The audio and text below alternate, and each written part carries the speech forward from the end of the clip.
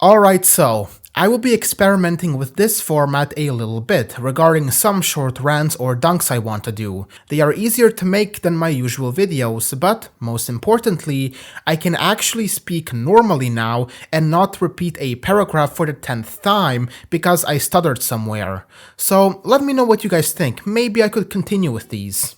Onto the topic of this video. I am pretty sure all of you know about the standard leftist practice of labeling anyone who is slightly right of Mao Zedong a fascist. But here is the juicier question. How many of you know where this actually comes from? Well, let me introduce you all to Italian philosopher Umberto Eco. This, ladies and gentlemen, is the one man who probably poisoned the discussion surrounding fascism forever with his essay Ur-Fascism, but for the sake of this video, I will just pronounce it as Ur-Fascism. In his essay, Eco tries to define fascism and presents 14 points with which someone could identify someone or something as fascist. And very commonly, you will see leftists quoting Eco and treating Ur-Fascism as some kind of gospel. So what better way to tackle this issue than dunk on the man who solidified this whole trend?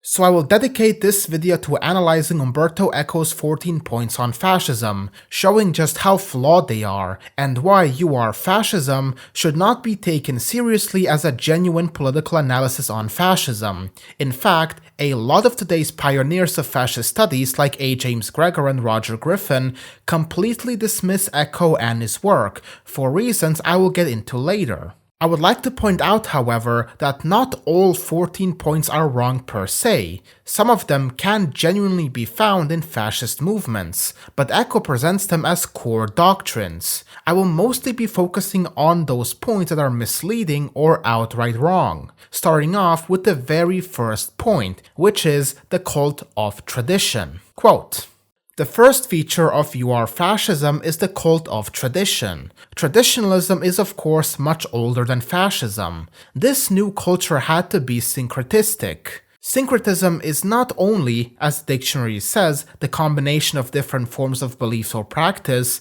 Such a combination must tolerate contradictions. Each of the original messages contains a silver of wisdom, and whenever they seem to say different or incompatible things, it is only because all are alluding, allegorically, to the same primeval truth. As a consequence, there can be no advancement of learning. Truth has been already spelled out once and for all, and we can only keep interpreting its obscure message." This is a very common trope associated with fascism, that fascism is inherently a reactionary belief. Before we go further, we should first establish what reactionary actually means. By definition, a reactionary is someone who seeks to go back to a previous state, meaning they have a disdain for the current status quo, and, as a means to fix many societal issues, the society should revert back to an old one from an unspecified era. In contrast, a conservative is someone who wants to conserve something, like maintaining the current status quo or a certain morality and tradition already present. This is why, in my opinion, the term reactionary can get a bit fuzzy at times, because if we take reactionary by its definition, then really any ideology could be deemed reactionary if a country has at some point in the past utilized it. For example, if Russia had a Stalinist political party advocating for Russia to revert back to how it was under Stalin's leadership, then by definition, that party is reactionary. Because they are opposed to the current status quo, and as a means to fix the nation's issues, they look back towards Stalinist Russia and advocate for that kind of societal order to make a return. So how does this apply to fascism? Do fascist movements want to go back in time to a previous civilization? Well, it is true that fascism does value tradition a lot, but to say that they want to go back in time is outright wrong. Fascism has always been revolutionary. It never sought to preserve the status quo or go back to something. It always aimed to create a new fascist society and man. Fascism draws from the past, not to return to it, but to use it as a foundation for future progress. This stance positions fascism as a movement that looks to history and tradition not for the sake of mere preservation or return to a previous state, but as a means to construct a new, unified, and powerful national identity and country. Fascism uses tradition more like a blueprint for the creation of an entirely new society, so calling fascism reactionary is completely wrong. Fascism is opposed to reactionary ideology much in the same way as communism is. You could make the argument that fascism is, in its own way, a sort of progressive revolutionary force, because just like communism, fascism is a modernist ideology. I would highly recommend checking out my analysis of fascism in this video, where I delve into this topic more thoroughly and show examples from fascist figures saying basically the same thing I described here, because honestly, I do not really like repeating myself too much. Alright, on to point number 3, irrationalism and anti-intellectualism. Quote, "Irrationalism also depends on the cult of action for action's sake. Action being beautiful in itself, it must be taken before or without any previous reflection. Thinking is a form of emasculation. Therefore, culture is suspect insofar as it is identified with critical attitudes. Distrust of the intellectual world has always been a symptom of fascism. From Goering's alleged statement, 'When I hear talk of culture, I reach for my gun,' to the frequent use of such expressions as degenerate intellectuals, eggheads, F-ed snobs, universities are a nest of reds. The official fascist intellectuals were mainly engaged in attacking modern culture and the liberal intelligentsia for having betrayed traditional values." Now, this is the perfect example of misinterpreting the point. It is very much true that fascism, since it is a revolutionary ideology, puts a lot of emphasis on action, and also has labeled itself anti-intellectual. But this anti-intellectualism isn't about wanting to put anyone with a slightly average IQ to the wall, but rather it specifically calls out those intellectuals who come up with everything, but are too cowardly to actually act on their rhetoric. You know how the average Twitter leftist says how their generation is gonna start a revolution, but at the same time have so severe crippling anxiety that they are afraid to even order a pizza on the phone? Yeah, this is what fascism is referring to. You don't have to take my word for it. Take it from Giovanni Gentile, the philosopher of fascism. In one of his essays, Gentile makes this point very clear. Quote, "Anti-intellectualism does not mean, as some ignorant fascists seem to believe, that they are authorized by the Duce to dismiss science and philosophy. It does not mean that one denies the value of thought and those superior expressions of culture through which thought expresses itself. Spiritual reality is a synthesis, in whose unity one finds expression and value in that thought that is action. In the conclusive unity of that synthesis converge, and must converge, and note that they converge, many elements without which the synthesis would be empty, operating in a void." Gentile argues that this fascist war on intellectualism is a war against the separation of thought and action. Fascism seeks to unite the two, creating basically philosopher soldiers, a man who takes action and is ready to act, but is also ideologically literate. I mean, this isn't even just fascism, even communism is in on this concept as well. Why do you think every communist army had political commissars, whose entire job was to educate soldiers on ideology, and why in Mao's China, everyone had to carry with them the little red book and read it? So Eco's third point is just a blatant straw man. He heard that fascism was anti-intellectual and he instantly concluded that this must mean they hate anyone who is smart, because again, communism has this as well. This isn't something unique to fascism. Then we have point number 6, which is appealing to the middle class. Quote, "Ur-Fascism derives from individual or social frustration. That is why one of the most typical features of historical fascism was the appeal to a frustrated middle class, a class suffering from an economic crisis or feelings of political humiliation, and frightened by the pressure of lower social groups. In our time, when the old proletarians are becoming petty bourgeois, the fascism of tomorrow will find its audience in this new majority." Okay, This claim I have commonly seen but never could wrap my head around it. It makes sense why, for example, rich people and entrepreneurs would support liberal parties that advocate for small government, or why workers would be drawn towards communism. But what exactly makes fascism so appealing to the middle class specifically? There is literally nothing in fascist ideology which hints at the fact that it would empower the middle class above all. Furthermore, there are two main problems with this claim. First, fascists have pandered to pretty much every class, from the poorest peasant to the richest industrialist, and they had support from all across the various social and economic classes, not just the middle one. And second, fascists have always very clearly shown their opposition to class conflict, instead favoring class cooperation. Specifically, working with and for the middle class would be considered class conflict.